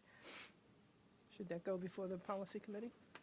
Well, we, just for a little background, we did speak with Wendy DeWin, who is the attorney that works with the school district on all of our policies. And we asked her about the numbering, and she's basically said that everyone's numberings are their own. So NISBA does do policies, and so they have their numbering. And Erie 1, she wasn't sure who started the numbering, does mirror NISBA's numbering, but she said the numbering is whatever you want it to be. So we have a lot less policies. So Wendy DeWin, the belief that we're under is we're having policies for where we are required to have policies. We're not generating.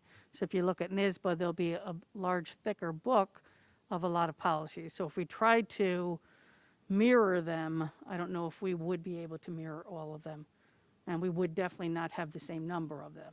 We wouldn't have the same policies as NISBA because we're not having them do our policies. So her recommendation, she said you could have policy number 1. She said you could have A, B, C, D, that there's no law about what policy numbers you attach to a policy. Right, but like if we're looking at, or say the policy committee is looking at, okay, these are the required ones, if you go on to NISBA and say, there's the link and it says, these are the required ones, we can't cross-reference them. And then I looked at a couple of other schools just in our area, and they're following NISBA. So I guess that why wouldn't we just follow best practices?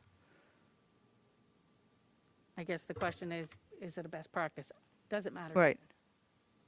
I mean, if it's difficult to do, maybe it's something we can do over the summer, because if this is just for, if we amend it saying, for this is the board policy. It's a lot of work. I recognize that, and so I'm not saying that it's something that needs to be done tomorrow, maybe it's over the summer, but I think that it's a reflection of who we are as a board, and it's... So why do you think it has to match NISBA's policies? Because that is the standard for policies for all school boards. That is the association. No. Well, it's the, isn't NISBA the association that we follow as Yeah. school board members? Yeah, it is, but it's not the standard. The standard is, I mean, they don't set any standards. So why are I'm not sure how to characterize what's there, whether Okay, whether I so- would characterize as recommendations or whatever, but they don't set a standard. They have their own service. that Okay. School districts pay NISBA to do their policies. And then they number them according to how they want them numbered. Right, but isn't there consistency in that other schools, if you go on their website and you look at the policies, the majority of them are following the numbering? They may use NISBA as a As a source. guide, sort of, yeah. Right. Yes, sir. I'm going to plead dumb because I don't know how intense it would be. Why would it be intense to change the numbering? I think probably just lining them up, finding what policy that matches. And is it word for They word don't. the fo- same? In other words, they have 1, 2, 3, 4, 5, and we have 6, 7, 8, 9, 10. It's not that way. No. Half of them match and half of them don't. So for example, I think where the issue comes in is in the 5,000. So prior to that, most of them match. And then in the 5,000 range, something got shifted, and then following down, they don't. Okay, I didn't see any of that, so, I mean, I Okay, didn't pick up on it. No, right. I'm not arguing with you. I'm trying to figure out if we have counsel that it doesn't make any difference. Okay, I'd like to support the concept that you project. Okay. But if it's timely, if it's timely intense or personnel intense, I don't know that it's worth it. If we have counsel that it's not necessary to have the execs. It seems to me somebody had thought to ask a question. Do we need to number them exactly the same way or not? And if we got counsel from, I think I heard you say our attorneys, okay, then it seemed to me that if it were a trivial issue, I support 100%. Right. If it's labor intensive, I don't think it's worth the effort if we've got. Right. And when you say the majority, do you find some that don't? I didn't look at that, so No, I have no I idea. haven't. I went through, I honestly looked at about 5 schools because I was actually looking at some of their policies. And so I was like, oh, what do other schools have? And I just went, and it was very easy to find because you just go on there and One it equals one. follows all of the numbers. And it was only when I tried to retrieve our policies to say, what is our policy, that actually it was a lot more difficult. So I understand it's labor intensive, but I do think it's a reflection of who we are as a school. And if we're asking, That I can't understand, why? because the document is ours, and it states who we are. The fact that it's numbered differently from somebody else's doesn't change any of the content. But, okay, so let me ask this. If there's a standardization of stop signs that says, in general, we've determined that stop signs are red. And then we decide that we're going to have purple stop signs. So someone comes and they were looking at it, and it's like, wonder why they're doing that.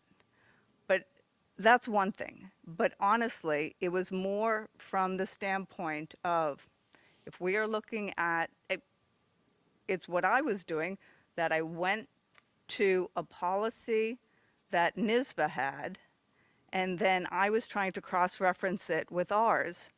And you cannot do that necessarily. You can do it for half of the instances, but you can't do it for others. I support. So if we're saying that your it's concept work, and reference. I'm sorry? I support your conferences, or your concept is, if someone wants to reference policy to policy, the numbering system or indexing system makes it easy. But Tammy's question or statement makes me wonder is if the association has a program that they market or provide, are they in ownership of the numbering system to be as simple as it is? Right. So that might be some research, but I appreciate your work on that. Yeah, I think it was a good catch, but if the only reason is to change it to coincide with the numbering system, I don't know why you would be looking at their policy and then try to go to us. I can see that, our Duncan. policy is. If we ran into a snag on something and somebody on the outside wanted to catch us, I can see them saying, well, your neighboring districts, because of ease of research, can say, well, their policy is this, their policy is this, and then they can go to the association and say, well, the overriding. All I do is a Control F and I find what I want. Yeah. I mean, it's not like the end of the world. I do a Control F and type in a sentence, and it'll bring me right to where I am. Or type in 3 words, and it'll bring me right to where I am. So I'm not sure that again, I would support your concept if it weren't labor intensive. If it's labor intensive and I leave that up to Tammy to decide, Right. then don't do it.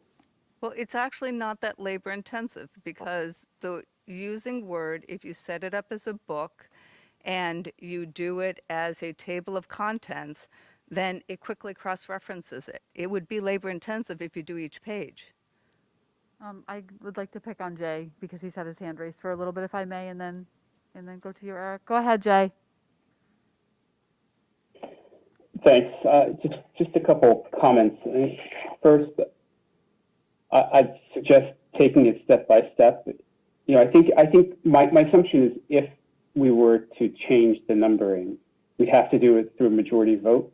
Like, does the board have to? That would be a board action, right? Change the number. Is that correct or no? I would say so because Okay. you've already accepted the policy. The policies have that number. Right. I think it would Right. have to be done by that. So I think just as a first step, if the board, whether we have to vote or not, if there's a consensus that, you know, there's support for the idea, then we can turn to the question of, you know, how labor intensive would it be?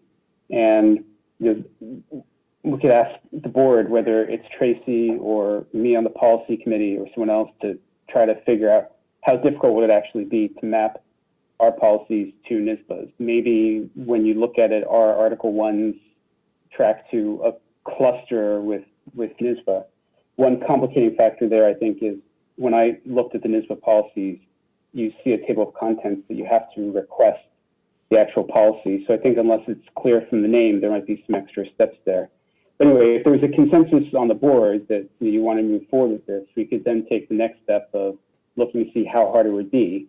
And if it turns out to be easier, whichever way it goes, I guess, we could then decide, you know, is it worth investing that effort? It's just a suggestion. I mean, honestly, I see the point in the trying to have a more uniform, I guess, numbering system across from district to district, but you know, I don't know. I guess I'm just curious to know if there is a consensus developing or not. Go ahead, Eric. Thank you, Jay. I'm not a good person on this because I consider them to be just labels and you just go look at the label. But as far as if we have to review each policy because we change the number, I don't want to go through and revisit every policy just to go yay or nay on it. And I think that as far as the book goes, every book has an index and a table of contents, and every book is different. I mean, if the state wanted us to use the same format, they would have made it that way. So I appreciate the effort and the idea that if it was in alignment, it would be easier to cross-reference. But at this point, I don't want to make busy work. Okay.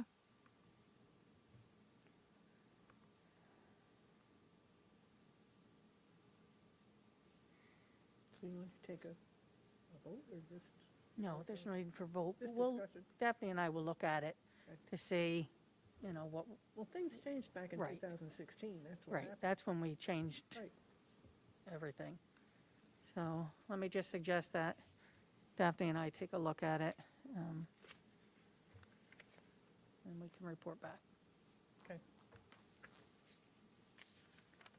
I had one other thing for policy 6122, the student sexual harassment. And my question is, where does one go to know who the Title IX coordinator is? Can this information be included in the policy?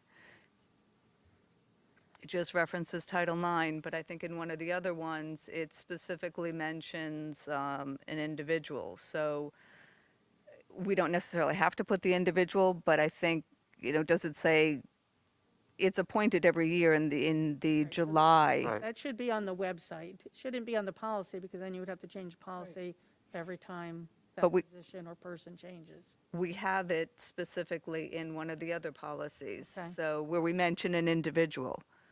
Probably should be a Because it role. mentions Should be a Erin. position. Yeah, it Right, should be a not a position. name. So then that One one of the has ones we're to be looking at right now, changed. Daphne, Tracy, or one of the ones that are on here right now? Yes, yes, Okay. because I read them. I was going through. So, you know what, I'll go through and find which one. It might be, Is it the regular sexual harassment policy? Because that is one that we've had for a while. So it might actually be in that document, I'm thinking. But the student sexual harassment is a brand new policy, okay, which so is the reason why it might be so generic. it mentions Erin, which is So then it would be, let's see, sexual harassment policy. Let me see if I can find it quickly in it. But I know it said specifically reference and contact, whether it was HR and the person's name is Erin. So right here, yep. Section 1, district's compliance officers are Erin Dubois, Assistant Superintendent. So officer is. Okay, we'll Okay. review that with Wendy before our next. For that. So, and then I guess how would one then find who the Title IX coordinator is? Do we need to check, said it should be just on the reference? website. But then in the policy, should it say refer to the website? I mean, if someone's just reading this and they're ready to file a complaint, and we're providing half the information, I mean, reference, go to the website. It is, or is listed on the website. So it just seems, That's a valid point. yeah. I can update that.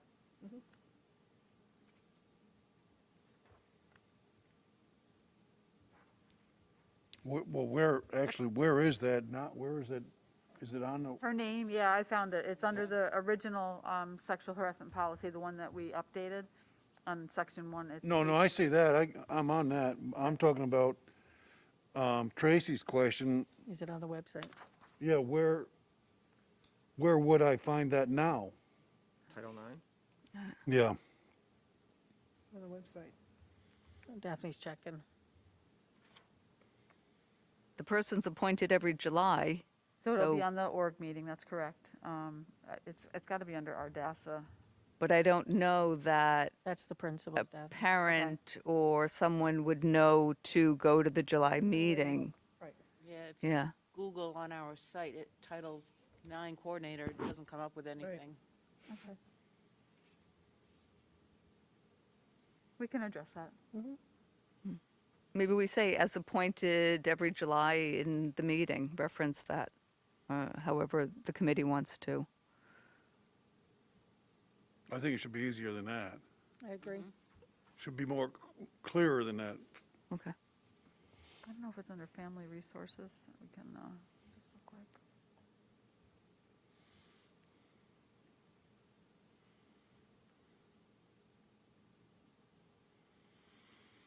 Maybe even handbooks, so I will look into that.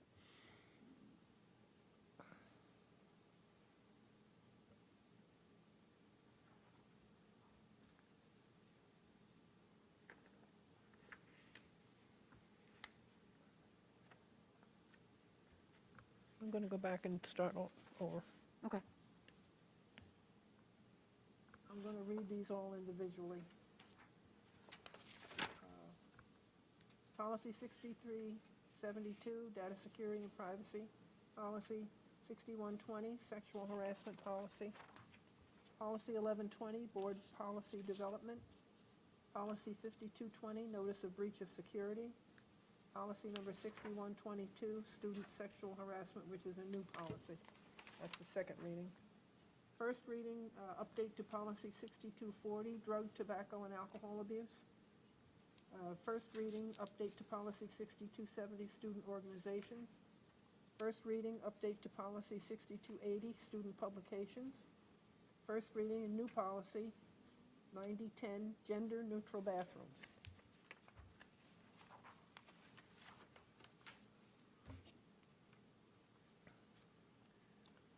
Okay. Input items for discussion at a future meeting.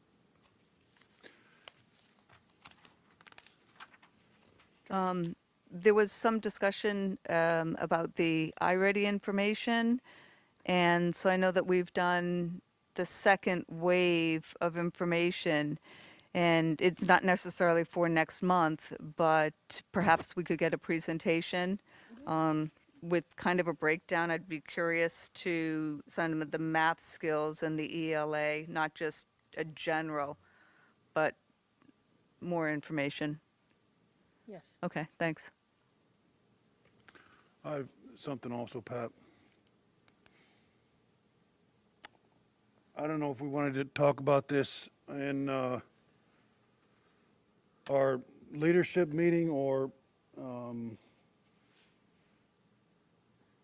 the next business meeting in April or somewhere.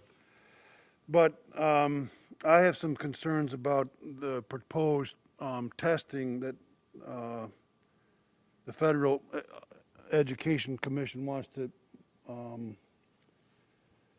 impose on schools this year. And I don't think, I know it's just come out, and I know I've been keeping abreast on it. I know that that state ed is trying to get excused from it. I know that our board association is not in favor of it, and I know that NICET is not in favor of it. And I'm wondering what the purpose is. I'm wondering what the results are going to be used for. I think almost anybody can assume that the results are going to be skewed. They're not going to be the same as years past. So I don't know what the purpose, other than finding out where the students stand. I understand that. But I'm afraid that may not be the sole purpose of these tests. And as our teachers have presented tonight, I think the teachers in our district can tell us where our students stand. I don't know how comparisons will work because between schools. Our school is probably doing awesome. If we're compared against Albany High that hasn't been in session in I don't know how long. Our school with the hybrid versus a school that's fully remote versus a school that's maybe full-time. How are those comparisons even going to be valid? So those are my concerns, and I'm wondering if there would be interest, and I'm wondering how effective it would be, but I'm wondering if there would be interest in the board even drafting a letter of not supporting these tests, but I'm not in favor of them. But that's a discussion item, Pat.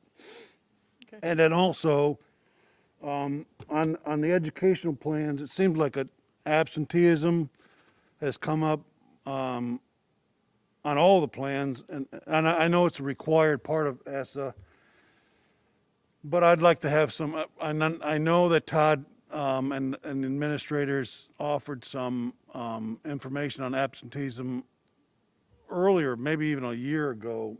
If they could, not right away, because I realize that everybody's busy, but to refresh us so we know where we stand with absenteeism at a historical basis, how, and it's not unique to Greenville. So we had better grasp on what numbers mean. That's it, Pat. Thank you. Thank you, Dave.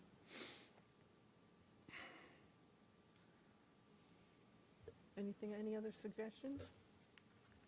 I'd like to Duncan? add to Dave's point. You know, when I grew up, we talked about truant officers all the time. I don't think there's anything such today. What is our recourse to go outside? As part of that analysis, what is the recourse that we have as a district to try to compel students or to get students in? Where does it stop? Does it go from us to the county, or what happens? I don't know what happens, and I'd like to understand that part of it too. Oh, that's part of that presentation. That's a great idea. Yes. Right. That was support for your idea. Thank you.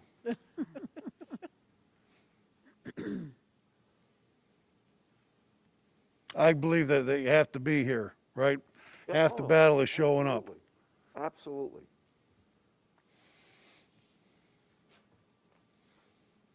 Okay, good suggestion. As long as we're talking about this, all we need is a statement. Could be in a board communique. There was a movement afoot to allow kids who were homeschooled to take part in athletics. And there was some movement, and I'm sorry to say, but you get to be my age and you start to forget things. I'm wondering where we are at this point. I thought there was some movement toward allowing that to happen. It's And not, I'm not sure what kind of It's not allowed by law. I understand, but I thought there was some movement at the state ed department a couple of months ago. I think I read it in one of the NISBA publications that they were looking at it. I don't know where it is, and I'd like to understand whether or not there's any activity going on that. Not that I know of anybody, I'm just curious.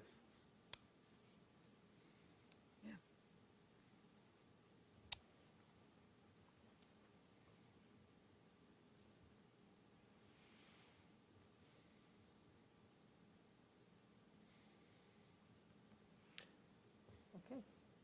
Thank you, Duncan. And I may be able to find it myself and get you the answer. I don't know. I know I read something on it a couple of months back. Okay, anything else?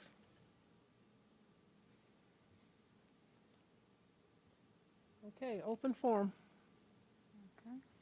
I have one hand raised. Gina Blinas, would you like to speak at open forum?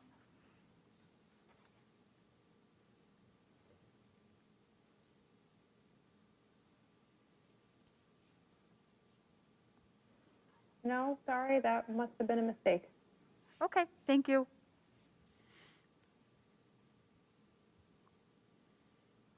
Is Audrey waving? No, she's petting a cat.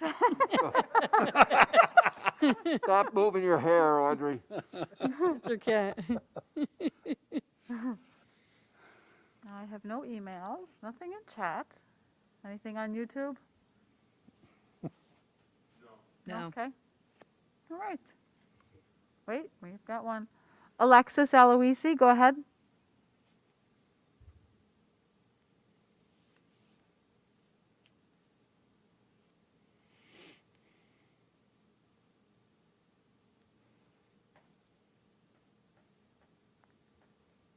Alexis Aloisi, would you like to speak in open forum?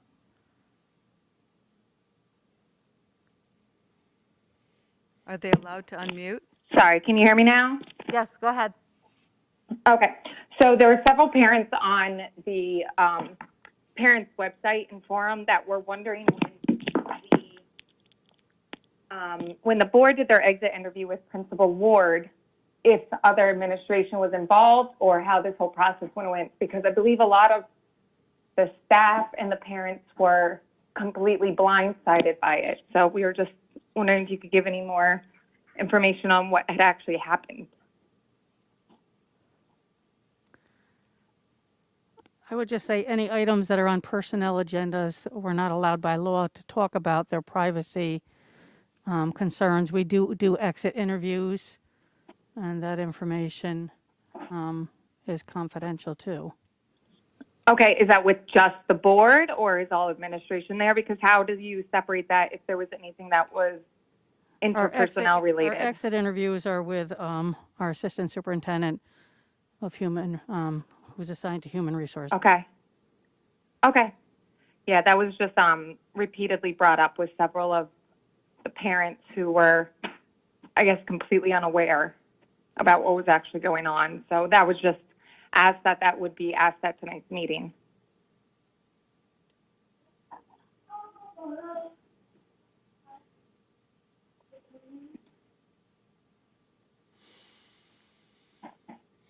Thank you, Alexis.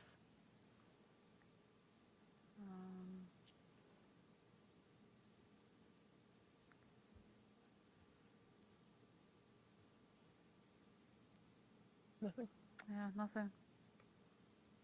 No.